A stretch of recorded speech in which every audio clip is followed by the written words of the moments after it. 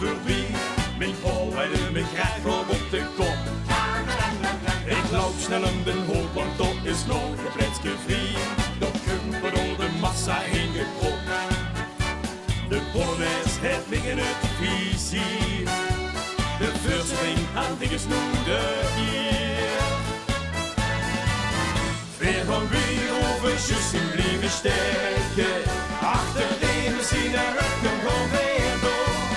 En probeer dat dan maar eens te onderbreken. Dat is de zorg van zijn leven nog niet klaar. Nog een tientje lopend plat geduwd te worden. Dus je einde dikke boek en breien weg. Wil ik mee, niet meer met laten sleuren. Maar ondertussen loop ik loker in de zucht.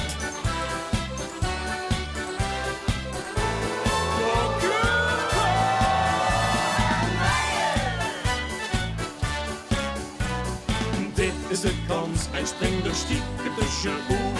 Ik voel me als verlost van ongemak. Ik zie op mijn dik beslagen rood. En denk ik niet meer op mijn dag. Al zit ik braaf verschonnen op een kruk. Ik word er altijd tussenuit geplukt. Weer van weer over juist in blijven steken. Achter de machine rukt hem gewoon weer door. En probeer dat dan maar eens te onderbreken. Dat is de zorg van zijn leven nog niet klaar. Nog een tientje lopend plat geduwd te worden. Dus je einde dikke boek en breien weg. Wil ik mee, niet meer met laten sleuren. Maar ondertussen loop ik loker in de zucht. We stonden niet voor niks met microfoon. Maar de ganse Polonaise ongeveer niet met de toon.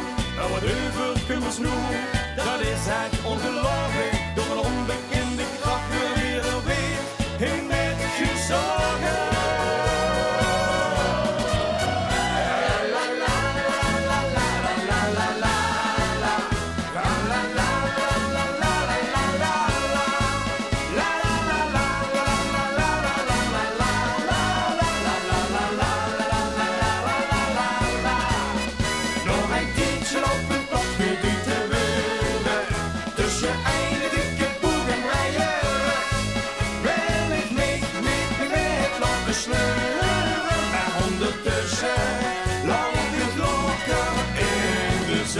En snap ik dan weer einde in de